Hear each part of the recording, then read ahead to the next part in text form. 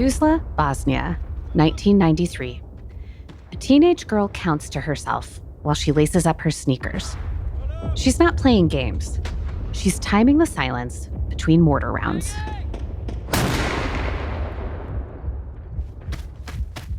"15 minutes. That's how long she has." We would wait for a round, artillery round, to make an impact. And then we knew that it takes about 15 minutes until they can shoot another one. And we know where it's coming from because of the horrible sound. And then we ran, and that's where my love of running started, believe it or not. For 3 years, Maya ran to school and back every single day. Sneakers were both a fashion choice and survival gear.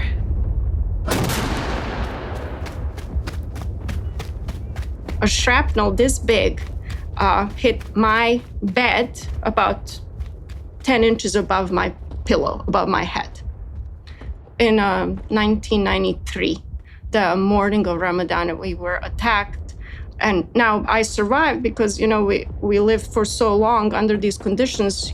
The sound becomes part of life and also a warning, right? Maya eventually made it out, first to Slovenia, then Switzerland, then Vienna. A refugee, a student, a survivor. Then, Christmas 1995, the U.S. Army arrived in Bosnia, and everything began to change.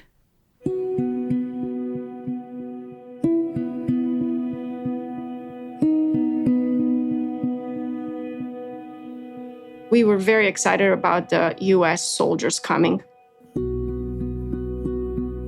Working as a linguist at a U.S. military base, Maya met a first lieutenant named Mark Johnson. They were great colleagues, but after a few months, they parted when Mark was promoted to captain and Maya went on to school in Vienna. Sitting in a French class, I have a little beeper, and then I see a little message saying a message from Captain Johnson. And I was like, well, Captain Johnson, why is we're not working together anymore? What's going on? What kind of help does Captain Johnson need from me now? It turned out Captain Johnson didn't need her help. He needed her.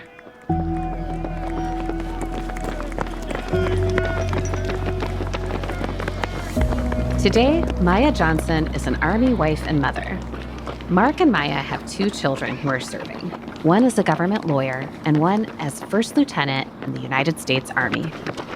And Maya works for the U.S. Army Family Morale, Welfare, and Recreation Programs, or FMWR, as the deputy director of the Army 10 Miler, one of the largest road races in the country, bringing together soldiers, veterans, and military families from around the world.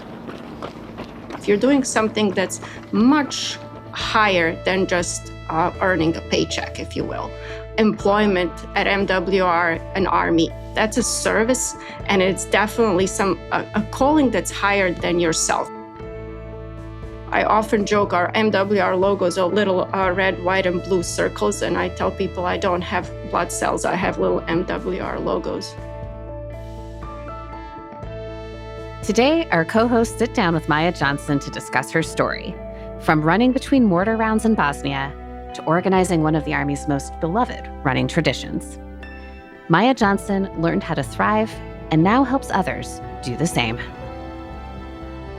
I'm Carrie Varouhaikius, and this is Army Matters.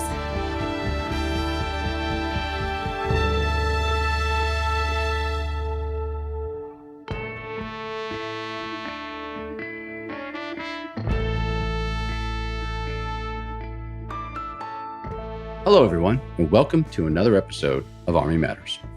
I'm your co-host, the 15th Sergeant Major of the Army, Sergeant Major of the Army retired Dan Dailey. And you know who's here with me? Yeah, your good friend, your best podcast buddy, Lieutenant General retired Leslie Smith, the 66th Inspector General. And we were just talking about you the other day, Dan. How are you, sir? I'm doing great. You know, I want to make an announcement to all of our listeners, so I'm really proud of your accomplishments, Les. Les was voted, out of all of the podcast hosts at AUSA, Les ranked the second. It's all good. That's a good thing. Yeah, I thought you were going to say something about being the first author as part of being a vice president for AUSA. You did write a book, but we're not here to promote your book today. But we are going before we end. Yes, we are. Okay. But it's the perfect example of what are we talking about today, man? I don't know. I think I got the first question, which is good. Okay. All right. I'm ready. I've been studying. You've been studying? Okay, so what's your best 2-mile time for the Army fitness test? Ooh, a 10:50. 10:50? Mine was 11:06. But that was as a cadet. Yeah. When I was lean, mean fighting machine. I ran a 10:50 as the sergeant major of the Army. Nice. That was your best time ever? Yeah. Wow. So Dan, have you ever run the Army 10-miler? Oh, yes. Several times. Several times? Okay. Several times. What was your fastest time with the Army 10-miler? 63. That's good. Yeah, 63. So 6-minute miles. I used to run it on a competitive team every year. Yes. Was this the sergeant major's team?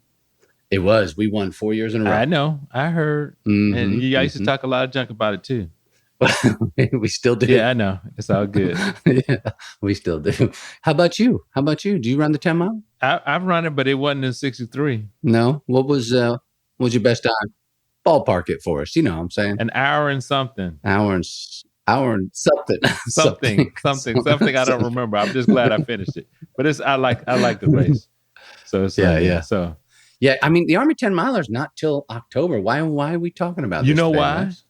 Why? Because somehow I know this is more than just a race. It's like a family reunion. Yes. For everybody, it's something different, though. Some people are running for the loss of a soldier. Yeah. Some of them are running for their soldier. Right. Some of them are running with their soldier. Yeah. Right. And some of them, I mean, it's amazing how many different people are out there doing it for a purpose. But, what I think the combined effort is that everybody knows that it's going to benefit soldiers. Yes. And guess what? Yeah. I guess we have today, she's responsible, one of the people responsible for putting the whole thing together. The whole thing? The whole thing. Maya Johnson, welcome to Army Matters, ma'am. Thank you so much, sir. So happy to be here, sir. That's good. As you guys can hear, she has an accent. So Maya, she's the deputy director of the Army 10 miler, our favorite race that we run with the Army team and AUSA. And the founding sponsor, by the way. The founding sponsor? We AUSA. are. AUSA, of course. Mm-hmm. Why not? Why not? So, and we know that Army 10 Mile is coming up. So as soon as it comes out, we expect to be sold out in like a week. Instantly. Yeah. But before we get into that. We have 2 missions, though. We have to make Maya internationally famous. Internationally. And that's going to be easy. And you're about to tell everybody why. But yeah. And we have to sell out all the race tickets with 1 week of this podcast airing. 1 week of the podcast airing? Is it open now? Is registration open now? Yes, sir. Open. What? Oh, we need to fix that. Dan, you remember when we used to run it, how we were so nervous, like, you got to get it on. You're like, And now since we're on the back end, you're like, okay, we can get. Yeah. I have a cup of coffee and watch everybody else do it now. All right, hold on. Let's get into the interview. So Maya, before we get into about the Army 10 miler coming up, and you just heard it already, registration is already open, but we want to hear your backstory. So tell us about first where you're from. Yes, sir. So I'm from Bosnia, former Yugoslavia, rather. I was born in former Yugoslavia, and then we went, if you remember, to the war in the 90s. Mm-hmm. And after that, the country became known as Bosnia and Herzegovina. I'm from a city, a second largest city in Bosnia called Tuzla. Tuzla, yes. Some of your listeners might remember the Task Force Eagle that was there in Tuzla. Maya, how old were you when the conflict started? When conflict started, I was, believe, about 14 years old. 14 years old, okay. Yeah, I was a freshman in high school. Yeah. Wow. So explain, you were on the ground when it happened. Were you in Bosnia? Were you in Tuzla when it started? No, I was not. Okay. So a few months before the war was about to truly erupt. I mean, we saw it building up as you normally see on the news. And obviously everyone was hoping that it wasn't going to be the war. But few months before, as the the invaders were occupying other parts of Croatia that was close to Bosnia, and it was kind of coming closer and closer to Bosnia. And they had finished their offensive in Vukovar in Croatia. It was just devastating. And then moving towards Bosnia, my parents, who are both physicians, have decided that they can't leave the country because people were leaving the country to avoid the atrocities. But because they're both physicians, they decided that is their calling was there to help the people in need. But because sexual violence was a part of ethnic cleansing that was happening in Bosnia at the time, and genocide that ended up happening, they decided that the best thing for them to do is to send my sister and I, put us on a bus and send us as refugees to Slovenia, and then afterwards to Switzerland. Okay. So you're a young person, 14 years old. This is going to happen. Your parents are doctors, so they need to stay on the ground. So they put you on a bus by yourselves, you and your sister. Were you older than your sister or younger? Older. I'm 2 years older. So at this point, I have a 12-year-old that I actually am becoming responsible for. Oh, my gosh. Oh, wow. Yeah. And so there was other children, other women and children on that bus, older women, mostly like grandmothers and pregnant women, and some children our age. How did it feel leaving your home to move to Slovenia? And how were you received? We actually had family. The requirement was that you have some kind of connection to the country where you're going. And we had very distant cousins in Slovenia. So that's why they sent us there. So it was coordinated prior. We knew where we were going. And we stayed there for about a few months. And then afterwards, we were shipped off further into Switzerland, my sister and I. They were not our family. We were placed with another Bosnian family who was residing in Switzerland, who volunteered to accept 2 teenage girls from that refugee situation. I want to talk about this for a little bit, but then I want to talk about you coming back. So how did you feel when you left your home, went through Slovenia, then got to Switzerland, but then you had another family who took you in? How did it make you feel, Maya? So it makes you feel, you're in the process. You're not necessarily processing your own feelings because you're too young to process the feelings. What you have is this overwhelming sense of having to survive everything that's coming your way. Even though you're only 14, 15 years old, all of a sudden the stakes are very, very different and you view the world very differently. Before I left Bosnia, I used to play basketball in high school. And that was my life, my life's ambition. And I remember getting very upset at my mom because the sneakers that I ordered that arrived were not the type of sneakers I wanted. And that was my biggest problem in life. Yeah. How dare someone send me these sneakers? Hold on now. You had to be a point guard because you're about Dailey's height. Yeah. So I was a good point guard. Were you a good point guard? Did you have a left and a right hand? You could just... Yes, sir. Really? And I was shooting threes. It was really good. Nice. Wow. And for our listeners, if you don't know, Bosnia has a great basketball team. A lot of NBA players come out of Bosnia. Who's your favorite NBA player, Maya? Actually, mine is Nikola Jokic. Yeah. The Joker. Why? Why? I just like I like his attitude. He's like Balkans to a T, if you will. Like we view everything and we process everything through humor. And so I always find it interesting that here he's referred as a joker, but that's how any kind of adversity that comes our way, we first laugh about it 9 times out of 10 at our own expense, and then we go from there. So, yeah. So Maya, this is incredibly interesting. What I'd like to hear is how you got from Switzerland to university in Vienna. Did you go back to Bosnia first, and why? Yeah, so we actually went back, sir. We were in this refugee status for about a year. And then we went back to Bosnia during the worst time in Bosnia. It was 1993. We actually ran. We would wait for a artillery round to make an impact. And then we knew that it takes about 15 minutes until they can shoot another one. And we know where it's coming from because of the horrible sound that I'm sure you both are very aware of. And then we ran, and that's where my love of running started, believe it or not. We wore sneakers for 3 years after that because that was a way to survive. So we ran, every 15 minutes, got to school, finished everything there, ran back home. And that's how we lived for 3 years. Wow. So after the war completed in 1996 is where I actually got accepted to University of Vienna and started attending University of Vienna. Pull that thread a little bit more. Go ahead. That is the hardest I went to school story that I've heard. Yeah. Like my parents used to say, I had to walk uphill both ways. In the snow. Right. But that's the first person I've ever heard said they had to dodge artillery on the way to school. Yeah. You guys figured out how to survive because that's what you had to do, right? That's exactly what you had to do. And interestingly, and you'll hear this from people from Bosnia, some of the best memories we have of sort of bonding with friends and family were from that time. Yeah.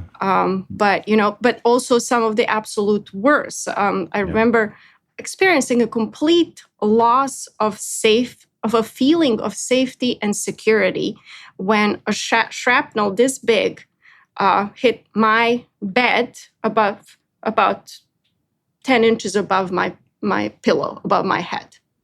We were attacked. I survived because, we lived for so long under these conditions. The sound becomes part of life and also a warning, right? So when I heard I just roll under my bed. And that's how I survived. And my parents still have that shrapnel.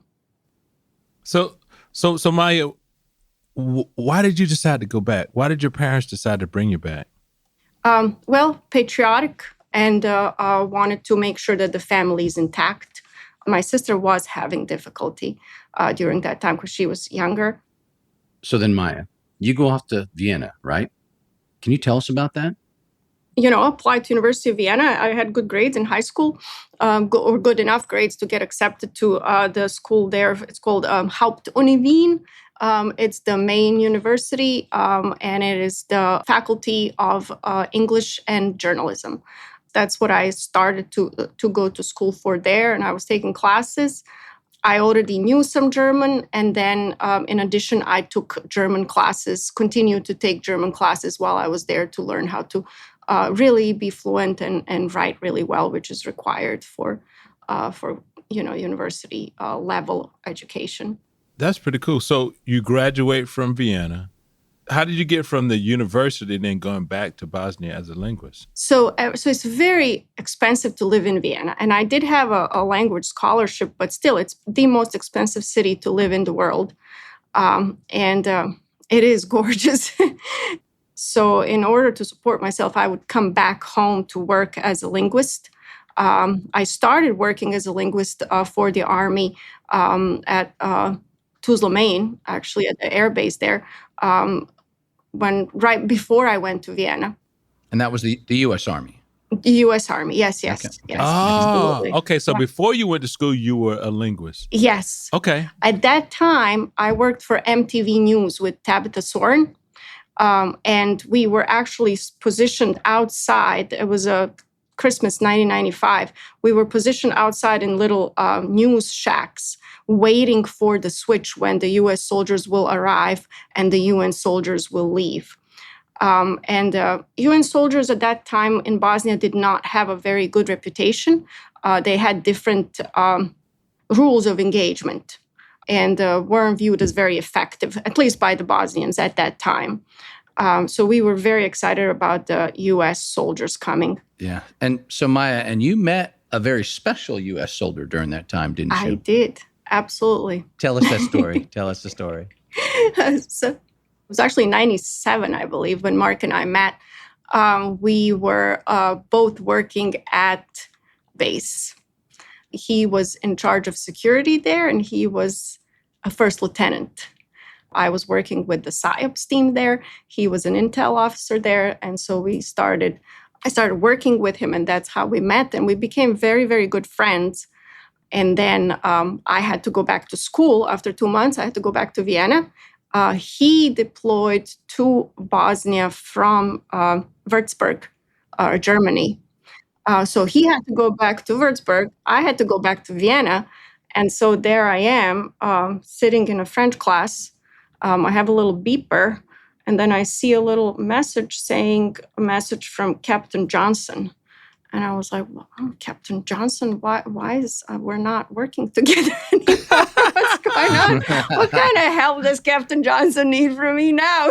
Yeah, he needed some help, all right. He needed help. Yeah, that's so cool. You needed help. It's definitely a happy ending story. We have two incredible kids. One works for the government here in DC, and the other one is actually a first lieutenant in the Army. So, Maya, our listeners can already tell, you've experienced military life from a very unique perspective. You know, you came to America, you learn a new culture, you become part of an Army family. What was that transition like? Describe the first time you ever stepped foot off the plane in America. It was incredible, sir.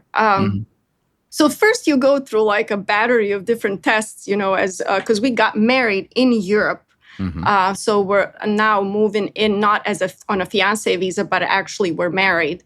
So in order to get to that point, you have to do all sorts of things and paperwork to actually get there. So after that, we're flying from Germany, which is the first place we moved in together. I moved from Vienna to Germany to live with Mark. And we're flying from Germany to Phoenix, Arizona, because, gentlemen, we are moving to the home of military intelligence, Fort Huachuca, Arizona. Oh, yeah. Well, you know, they would ask a lot of questions. Beautiful Fort Huachuca. Yes, in the middle of nowhere. In the middle of nowhere. Yeah, I've been there many titimes. Yeah. My neighbors are raccoons and animals that I only saw in the cartoons before that. Yeah. I call them Pepe Le Pew, but Mark then later told me that's a skunk. That's a skunk. Yeah. So what was it like coming to America? Come on, talk to us. Yeah. We landed in Texas, went through that was the first port of entry, and had to go through the immigration process there. Very smooth, very pleasant, friendly people. And then had to take another flight to Phoenix. When the doors opened and the heat hit me and the air, I honestly thought I landed on the moon. And then I had to take a second as I stepped out, because Mark is not tracking this. So he's walking ahead of me, right, with the suitcases. And I'm like taking my time to the shuttle, and I'm looking around and I'm reminding myself, these people around you are Homo sapiens. They're breathing. You ought to be able to breathe here too. So breathe. Let's do this. Yeah. So quickly, how was your assimilation into America? Like nuances and, you know, cultural differences, just a couple of them. It was funny. I remember when I first had my first born son at Fort Huachuca. Actually, we lived on base, and I'm European, so I put a baby in a stroller. The clinic was like 300, feet from us. It was very close. The weather's always nice. It was March. So I put a baby in a stroller and I start walking to the clinic, right? Because my son had an appointment there. 3 cars stopped me to ask me if I needed any help, if me and the baby are okay, because I was walking to the clinic. But I'm just European. We walk everywhere. Right.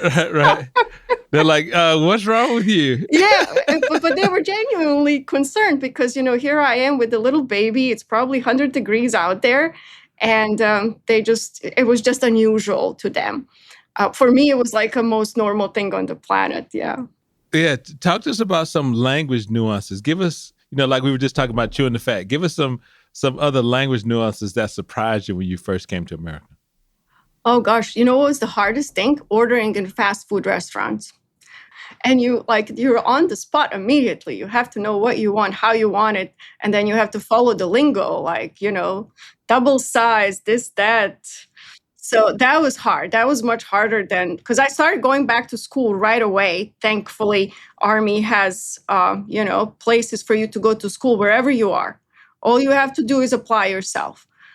So I went through, at that time, University of Arizona South. I ended up graduating with University of Maryland Global Campus owe them everything. But Yeah, like I say said, that again so you can give them a shout out. University of Maryland, what? yes, University of Maryland Global Campus. I absolutely owe them everything. So I'm All very right. proud of it. Okay. Nice. That's pride. That's pride, not endorsement. That's pride. Exactly.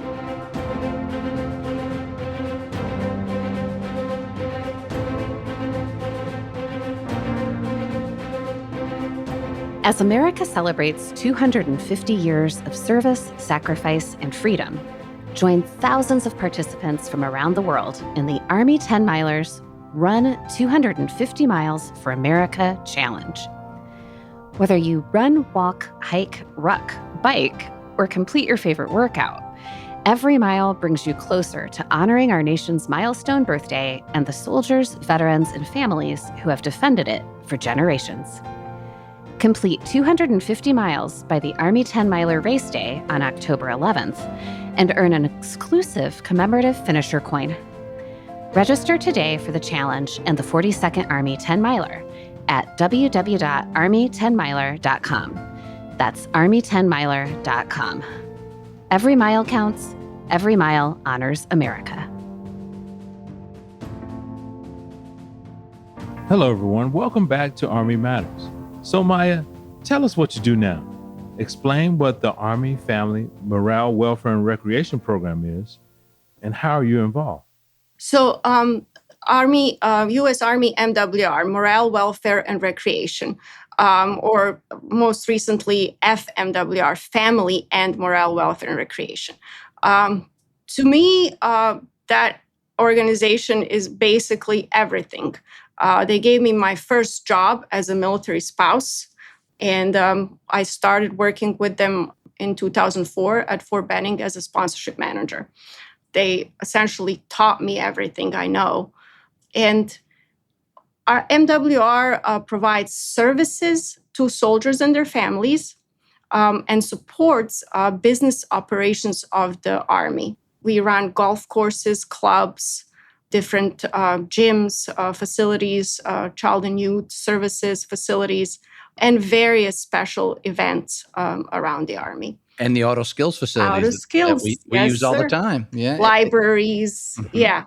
So, what surprised you the most about going to work at Army FMWR? What surprised me the most is the incredible people that work there. The level of customer service that they provide to the patrons. Honestly, I mean, employment at MWR, it's definitely a calling that's higher than yourself. And when you get that feeling at a very young age that you're doing something with a greater purpose, it's very difficult to go back into motivating yourself via paycheck. Nothing wrong with that, but I can't do it anymore. I can only work for MWR, and Army 10 Miler is an extension of MWR. I often joke our MWR logos are little red, white, and blue circles, and I tell people I don't have blood cells. I have little MWR logos going through my veins. Right. So, Maya, a lot of our soldiers do, and a lot of our soldiers do not know about all the services MWR. And for our listeners out there, it's all the important things, but fun things too. But why is FMWR so important to our Army? Why is it? Because the proceeds, and the FMWR is a non-appropriated funds agency, so that we do not get any funding from Congress. Revenue that is collected through MWR is all going to improve the quality of life of soldiers and their families. So, for example, AUSA is a sponsor of Army 10 Miler. The sponsorship that we gain from AUSA and other sponsors actually goes into the improving the quality of life of soldiers and their families through different things that need to be improved, for example, on installations. And I've witnessed this firsthand with my kids. When my husband was deployed, they were actually going to summer camps that were a result of this particular venture to improve the quality of life of soldiers and their families by providing free summer camps for children, adventure summer camps for children of deployed soldiers. And so this is very important for military spouses because it gives spouses a relief while their husbands are gone and wives are gone.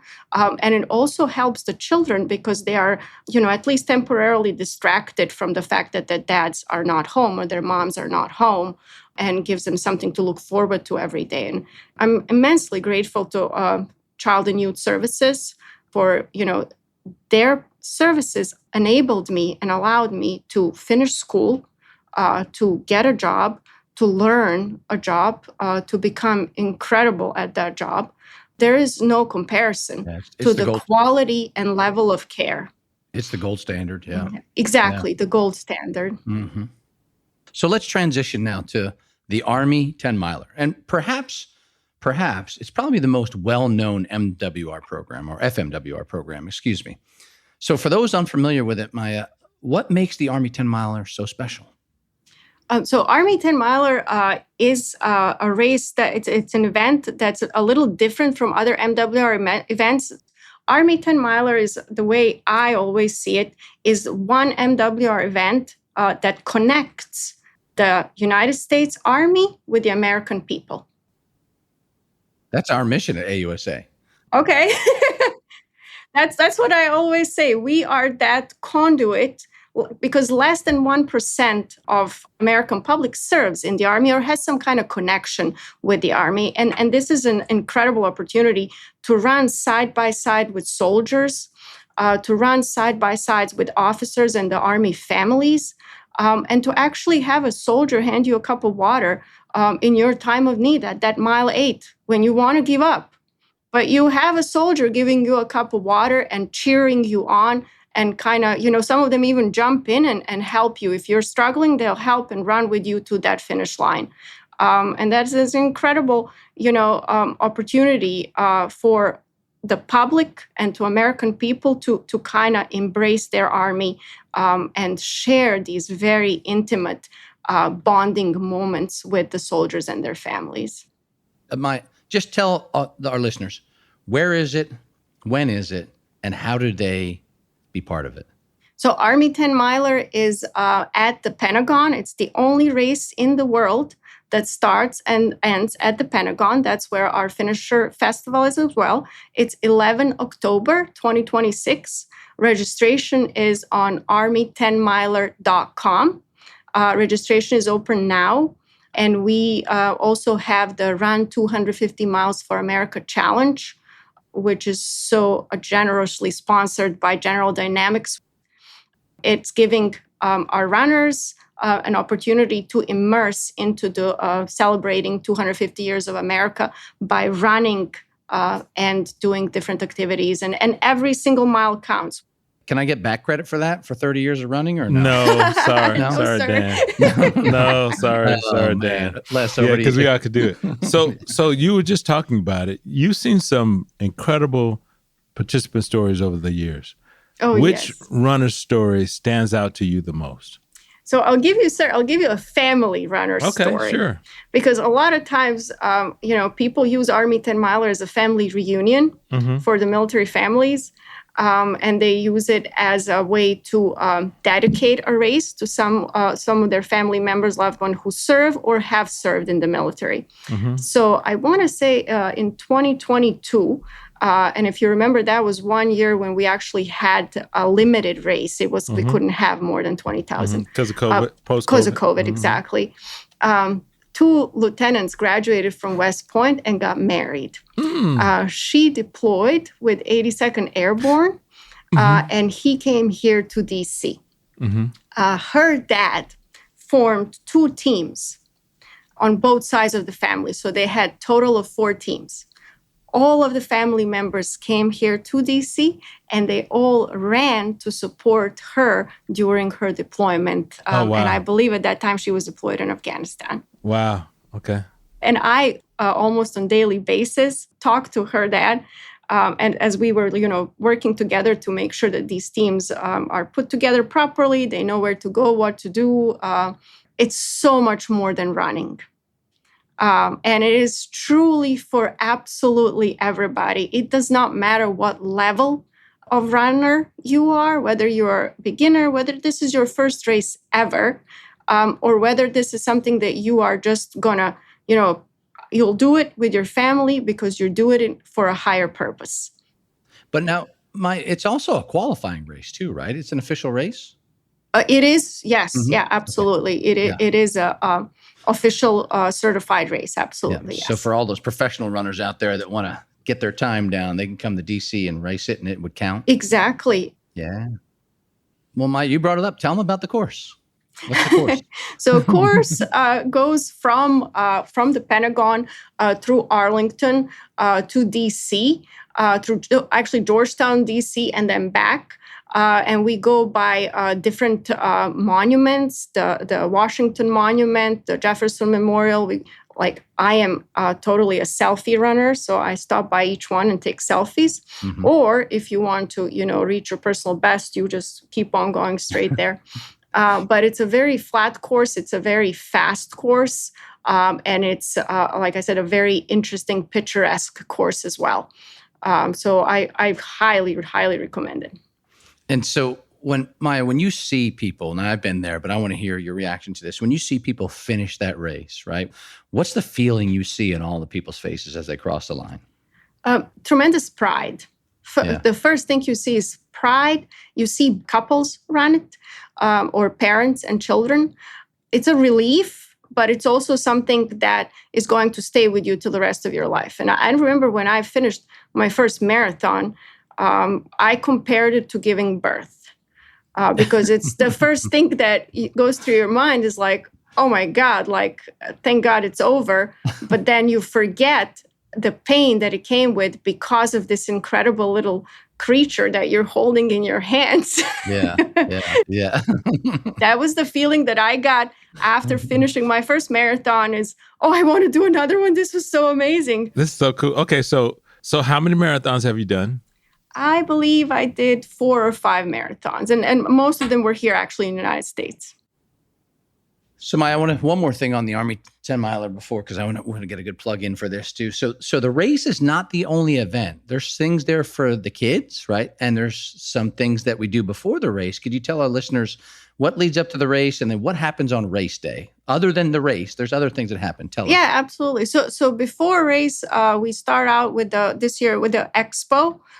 So I always have to count back. So the race is on the 11th. So the expo is 9 and 10 October.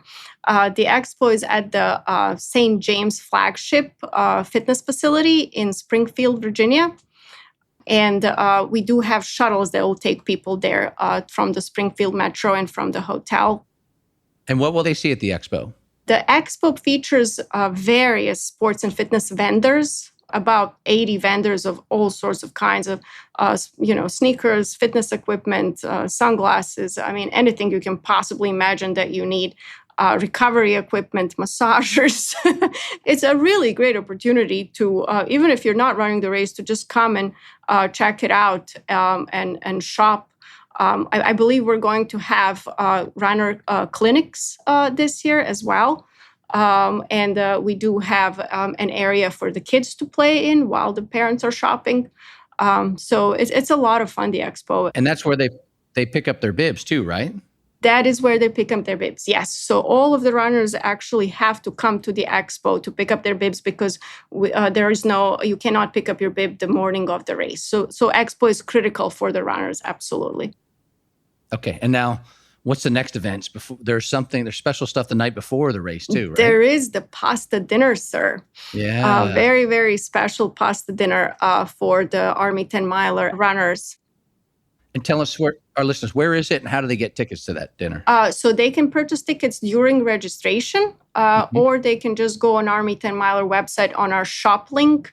The event is actually on the 10th of October at 6 o'clock at the Crystal Gateway Marriott there in Crystal City. Okay, now race day, not just the race. We do the race, but what else happens? So during the Army 10 miler race, we also have the youth run. Which is right there. It goes 400 yards for the little ones. They get to hang out at the Army 10-miler race course and actually, finish there at the Army 10-miler finish line and take their pictures. So it's a lot of fun. It's a great event for the kids. And one of the most exciting things for me, too, is they get to enter into Fort AUSA. Tell them what Fort AUSA is all about. Yeah. So the Fort AUSA is our finisher festival, and that's where all the sponsors have their booths. That's where they actually serve a lot of food. This year, we're actually going to have a live band, entertaining the folks at the Fort USA as well. We're trying to make sure that the experience is the best experience that the runners can get at the finisher festival.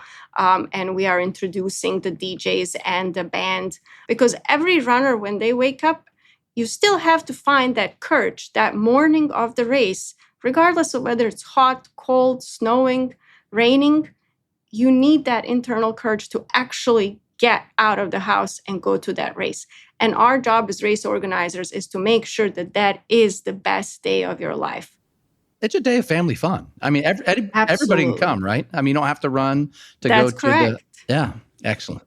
You said Fort AUSA, right? But because there are chapters that are there too, right? Yes, sir. Yeah. So it sponsors AUSA chapters, units, military academy, ROTC, Cadet Command. The different universities have tents there. Running clubs. Once their runners are done with the race, and their families can meet in this space and just kind of have fun and wait for the award ceremony. For the winners that are announced by the Military District of Washington and the Pentagon leadership. Right. The course record, sir, is 43 minutes. Wow. And a lot of those course records, as you can imagine, are set by the WCAP, the Army's World Class Athlete Program runners from Fort Carson, Colorado. Yeah.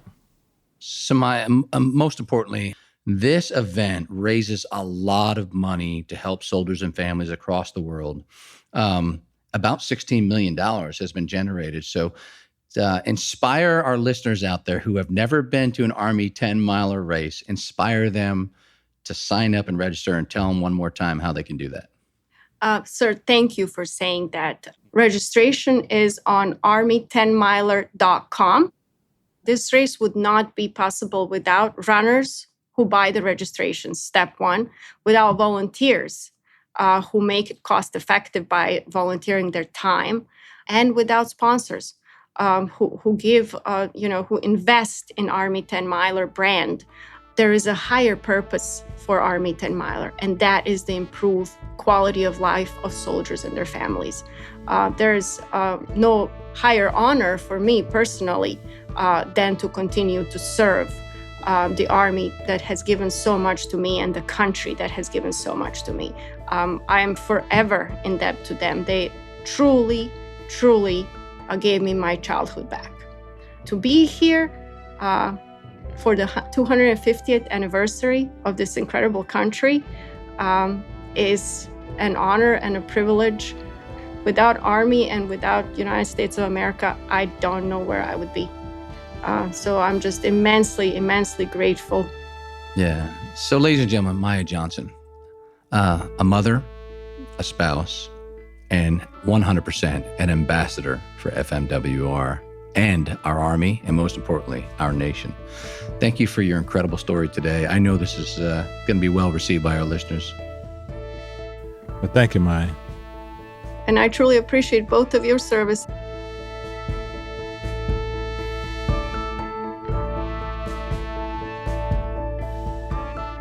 Did you know that as a member of AUSA, you have access to many benefits?